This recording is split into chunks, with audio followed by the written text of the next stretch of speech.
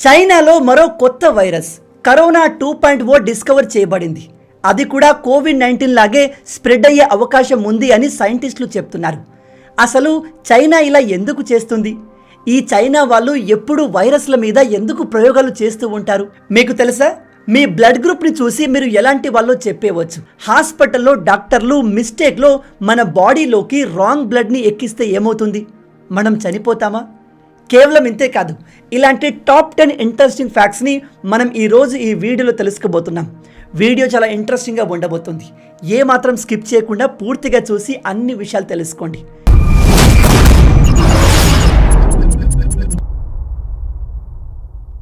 ఈ కాలంలో ప్రతి ఒక్కరూ సొంత కార్ని కొనుక్కోవాలి అనుకుంటారు.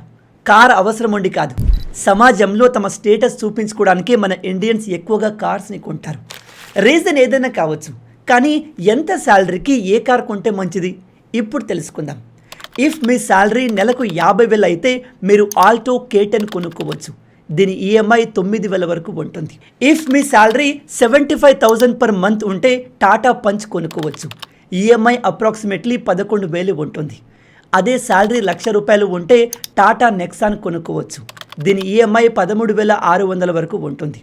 ఒకవేళ మీ శాలరీ నెలకు 2 లక్షలు అయితే హ్యూండాయ్ క్రెటా కొనుక్కోవచ్చు. దీని ఈఎంఐ 23,000 వరకు ఉంటుంది. ఇఫ్ మీ శాలరీ నెలకు 10 లక్షలు ఉంటే మీరు BMW 5 సిరీస్ లేదా మెర్సిడీస్ ఈ క్లాస్ కొనుక్కోవచ్చు. దీని ఈఎంఐ అప్రాక్సిమేట్లీ 1.5 lakhs వరకు ఉంటుంది. అయితే వీటన్నిటిలో కామన్ పాయింట్ ఏమిటంటే మీరు కార్ కొనేటప్పుడు మినిమం 20% డౌన్ పేమెంట్ కట్టాలి. Loan tenure 5 years and interest rate 9.5%. ఇక్కడ మీరు బాగా గుర్తుపెట్టుకోవాల్సిన విషయం ఏమిటంటే మీరు కట్టే ఈఎంఐ మీ మంత్లీ శాలరీలో 15% కంటే తక్కువే ఉండాలి. అప్పుడే మీరు ఇబ్బంది పడకుండా ఈఎంఐని కట్టగలరు. ఇప్పుడు చెప్పండి, మీ ప్రజెంట్ శాలరీకి ఏ కార్ కొనుక్కోవచ్చు? మన దేశంలో ఏ బ్లడ్ గ్రూప్ వాళ్ళు ఎంతమంది ఉన్నారు అండ్ ఎవరు ఎక్కువగా ఉన్నారో తెలుసా? ఇప్పుడు తెలుసుకుందాం. Number 1 O positive. మన దేశంలో 35% పాపులేషన్ ఈ బ్లడ్ గ్రూప్ని కలిగి ఉన్నారు. అదే ఏ పాజిటివ్ బ్లడ్ గ్రూప్ కలిగిన వాళ్ళు 30% ఉన్నారు. బి పాజిటివ్ బ్లడ్ గ్రూప్ కలిగిన వాళ్ళు దాదాపు 20% ఉన్నారు. ఏబి పాజిటివ్ బ్లడ్ గ్రూప్ కలిగిన వాళ్ళు దాదాపు 5% ఉన్నారు. ఓ నెగిటివ్ కలిగిన వాళ్ళు 3%, A negative and B negative కలిగిన వాళ్ళు 1% ఉన్నారు. అంటే మీలో A negative or B negative blood group ఉంటే మీరు మన దేశంలోని 1% పీపుల్స్లో వస్తారు. వీళ్ళకు ఎమర్జెన్సీ సిచ్యువేషన్లో బ్లడ్ దొరకడం చాలా కష్టం. మీలో ఎంతమంది ఈ విషయాన్ని కొత్తగా తెలుసుకున్నారు అండ్ మీ బ్లడ్ గ్రూప్ ఏంటి కింద కామెంట్లో చెప్పండి.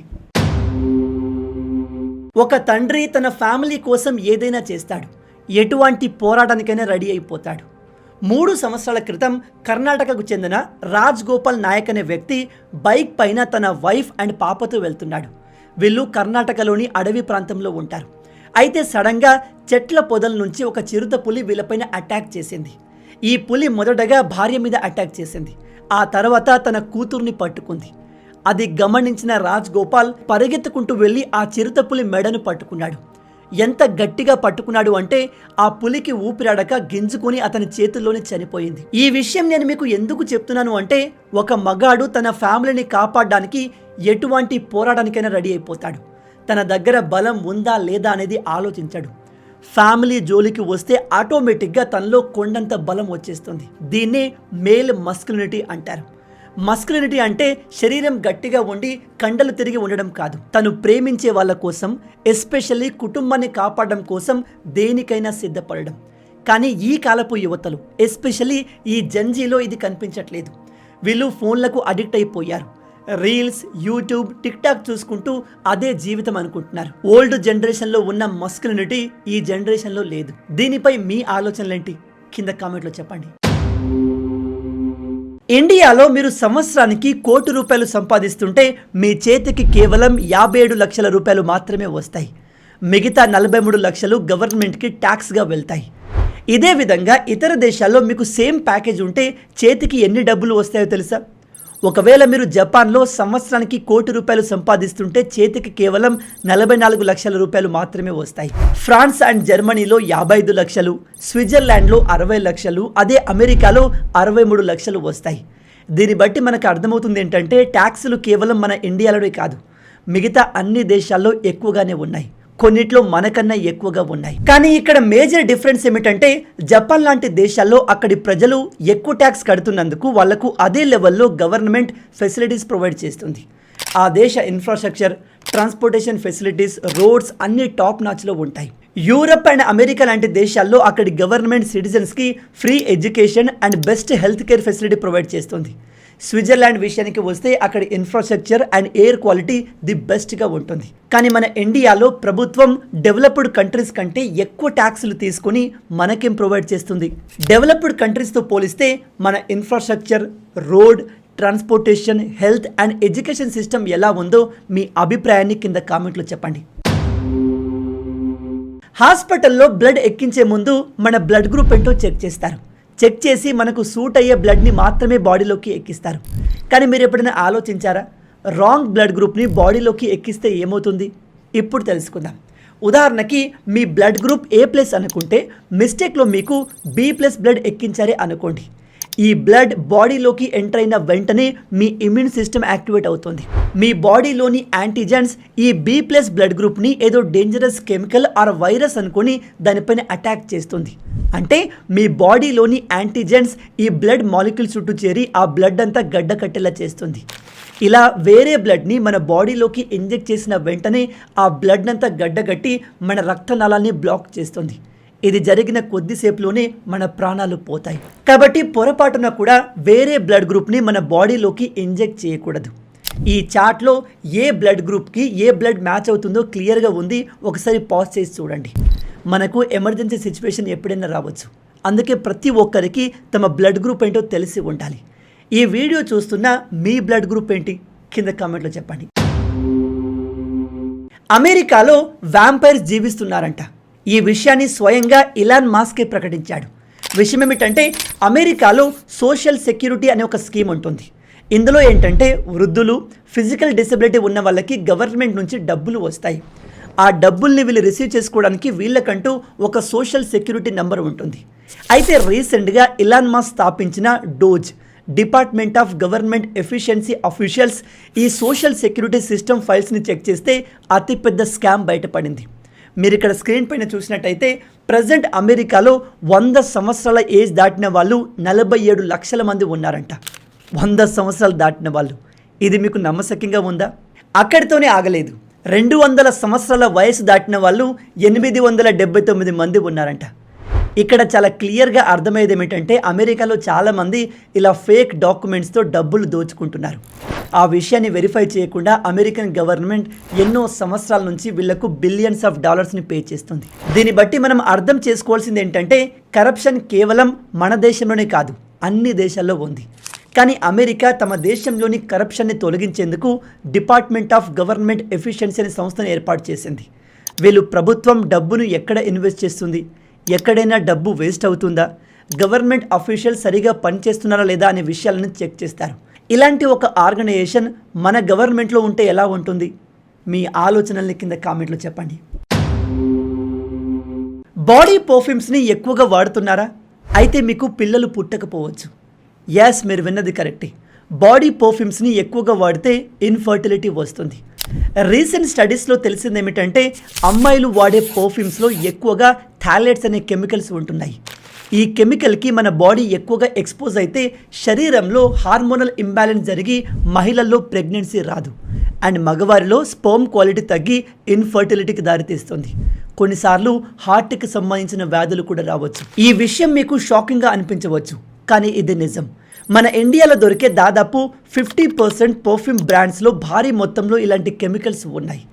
అందుకే వీలైతే న్యాచురల్గా తయారు చేసిన కెమికల్స్ తక్కువగా ఉండే పర్ఫ్యూమ్స్ని వాడండి.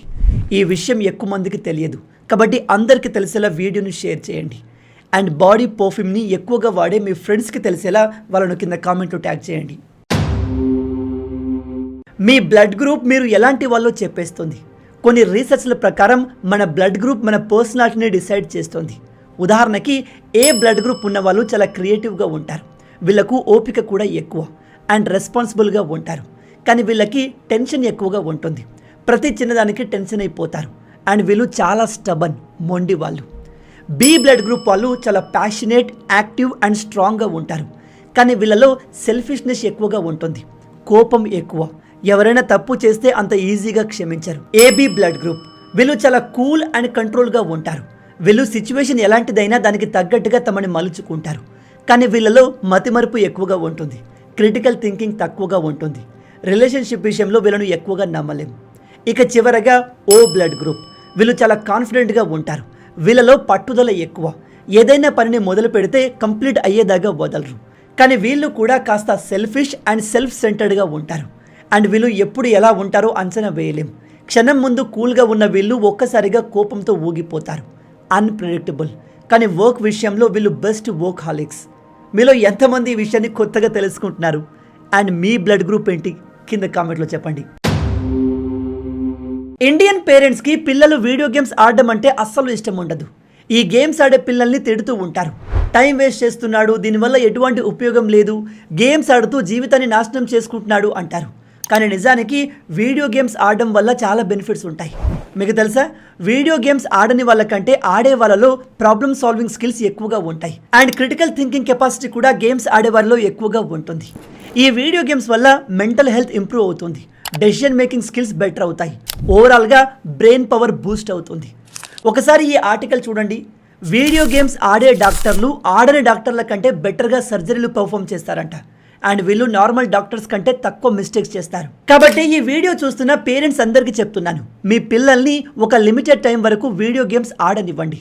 అది వాళ్ళ మెంటల్ హెల్త్కి చాలా అవసరం. పెద్దవాళ్ళలో కూడా వీడియో గేమ్స్ వల్ల చాలా బెనిఫిట్స్ ఉన్నాయి. మీలో ఎంతమంది ఈ విషయాన్ని కొత్తగా తెలుసుకుంటున్నారు? And gamers, me favourite game ఏంటో కింద కామెంట్లో చెప్పండి. చివరి ఫ్యాక్ట్ తెలుసుకునే ముందు మీ అందరికీ ఒక చిన్న రిక్వెస్ట్. ఇప్పటి వరకు మీరు ఈ వీడియోను చూశారంటే ఈ వీడియో మీకు తప్పకుండా నచ్చే ఉంటుంది. నచ్చితే అలా ఊరికే చూసి వెళ్ళిపోకుండా వీడియోని లైక్ చేయండి. ఈ వీడియోకి నేను మీకు ఇచ్చే లైక్స్ టార్గెట్ 5000 లైక్స్. చాలా ఈజీ, సింపుల్గా చేసేయండి. అలాగే ఇలాంటి మరిన్ని ఇంట్రెస్టింగ్ వీడియోస్ కోసం మన ఛానల్ని సబ్స్క్రైబ్ చేసి మమ్మల్ని సపోర్ట్ చేయొచ్చు కదా. ఇది మీకు కంప్లీట్లీ ఫ్రీయే. కానీ మీరు చేసే ప్రతి ఒక్క లైక్ అండ్ సబ్స్క్రిప్షన్ మాకు మరిన్ని వీడియోస్ చేయడానికి ఒక మోటివేషన్లా ఉంటుంది. కాబట్టి వీడియోని లైక్ చేసి ఛానల్ని సబ్స్క్రైబ్ చేయడం మర్చిపోవద్దు. చైనా ఎన్నటికీ మారదు. చైనాలో కరోనా లాంటి ఇంకో వైరస్ బయటపడింది. అది కూడా సేమ్ కరోనా లాగే వుహాన్లోని ల్యాబొరేటరీలో ఐడెంటిఫై చేయబడింది. మీలో తెలియని వాళ్ళకి చెప్తున్నాను, మనకంటే ఎంతో డెవలప్ అయిన చైనాలో వుహాన్ అనే ఒక నగరం ఉంది. అందులో ఒక అడ్వాన్స్ ల్యాబ్ ఉంది. ఆ ల్యాబ్ సైంటిస్టులు ఈ వైరస్ల మీద ఎక్స్పెరిమెంట్ చేస్తూ ఉంటారు. అయితే మళ్ళీ ఇదే ల్యాబ్లో కోవిడ్-19 లాంటి కొత్త వైరస్ని డిస్కవర్ చేశారు. వరల్డ్ వైడ్గా ఈ న్యూస్ వేగంగా స్ప్రెడ్ అవుతుంది. మీరు ఇక్కడ ఆర్టికల్లో చూడవచ్చు. Covid 2.0 Chinese lab finds new bat virus with potential to cos pandemic. ఈ కొత్త వైరస్కి పాత వైరస్ లాగే స్ప్రెడ్ అయ్యే కెపాసిటీ ఉంది. కానీ యాజ్ ఆఫ్ నౌ చైనా చెప్పేది ఏమిటంటే ఇది ఇంకా స్ప్రెడ్ అవ్వలేదు అని. కానీ అదేంటో విచిత్రంగా చైనాలో మాత్రం వ్యాక్సిన్లు వేగంగా అమ్ముడవుతున్నాయి. వ్యాక్సిన్ల స్టాక్ కూడా పెంచుతున్నారు. ఇప్పుడు మీలో కొందరు అంటారు, ఏమీ జరగక ముందే ఈ వైరస్ గురించి ఎందుకు ప్రజల్లో భయాన్ని క్రియేట్ చేస్తున్నారు? చైనా లాంటి హైలీ డెవలప్డ్ కంట్రీలో, వుహాన్ లాంటి హైటెక్ నగరంలో మోస్ట్ సేఫ్ ల్యాబ్లో ఈ వైరస్ ఉన్నప్పుడు భయం ఎందుకు అని. చైనా ఎంత డెవలప్ అయినా, వాళ్ళు ఎంత అడ్వాన్స్గా ఉన్నా ఇతర దేశాల ప్రజలు చైనాను నమ్మరు. ఎందుకంటే లాస్ట్ టైం నమ్మినందుకు దేశాలు ఎంతగా నష్టపోయాయో అందరికీ తెలుసు. అయితే చాలామంది జియోపొలిటికల్ నిపుణులు చెప్పేది ఏమిటంటే ఈ కరోనా వైరస్ మనుషుల చేత తయారు చేయబడిన వైరస్ కావచ్చు అని. ఎందుకంటే లాస్ట్ టైం ఈ వైరస్ ట్రంప్ పవర్లో ఉన్నప్పుడు వచ్చింది. అండ్ ఇప్పుడు మళ్ళీ ట్రంప్ పవర్లోకి వచ్చేసరికి ఈ కొత్త వైరస్ని బయటకు తీసుకొచ్చారు. బహుశా చైనా అండ్ అమెరికాలోని డీప్ స్టేట్ చేతులు కలిపి ట్రంప్ను ఎదుర్కొనేందుకు, ట్రంప్ ప్రపంచవ్యాప్తంగా చేసే మార్పుల్ని ఆపడానికి ఈ వైరస్ డ్రామాను మొదలుపెట్టి ఉండొచ్చు. ఇది కేవలం ఒక థియరీ మాత్రమే. దీనిపైన కాంక్రీట్ ఎవిడెన్స్ లేవు. కానీ ఇక్కడ ఇంకో షాకింగ్ విషయం ఏమిటంటే CIA, సెంట్రల్ ఇంటెలిజెన్స్ ఏజెన్సీ, ఇది అమెరికాకు చెందిన సీక్రెట్ సర్వీస్. ఇప్పుడు వీళ్ళు చెప్పేది ఏమిటంటే 2019లో కరోనా వైరస్ చైనా ల్యాబ్ నుంచి లీక్ అవ్వడం వల్లే స్ప్రెడ్ అయ్యింది అని. సేమ్ ఇదే విషయాన్ని 5 సంవత్సరాల క్రితం ట్రంప్ చెప్పినప్పుడు అందరూ అతన్ని ఎగతాళి చేశారు, అతన్ని చూసి నవ్వారు. కానీ ఇప్పుడు మనోడు నిజంగానే ఇది చైనా నుంచి స్టార్ట్ అయిన వైరస్ అని కన్ఫర్మ్ చేశాడు. దీని గురించి మీరేమనుకుంటున్నారు? కరోనా వైరస్ అనేది న్యాచురల్గా స్ప్రెడ్ అయిన వైరసా, లేదా దీన్ని కావాలనే కొన్ని దేశాలు వెపన్స్గా వాడుతున్నాయా? ఇప్పుడు ట్రంప్ని ఎదుర్కోవడానికే చైనా ఈ కొత్త వైరస్ని తెస్తుందా? మీ ఆలోచనల్ని కింద కామెంట్లో చెప్పండి. సో గైస్, విన్నారు కదా మొత్తంగా ఇవి ఈ వీడియోకి సంబంధించిన టాప్ 10 ఇంట్రెస్టింగ్ ఫ్యాక్ట్స్. మనం ఇప్పటి వరకు డిస్కస్ చేసిన ఫ్యాక్ట్స్లో ఏ ఫ్యాక్ట్ మీకు బాగా నచ్చిందో కింద కామెంట్లో చెప్పండి. రాబోయే వీడియోలో ఇంకో ఇంట్రెస్టింగ్ టాపిక్తో మళ్ళీ కలుద్దాం. అంటిల్ దెన్, జై హింద్.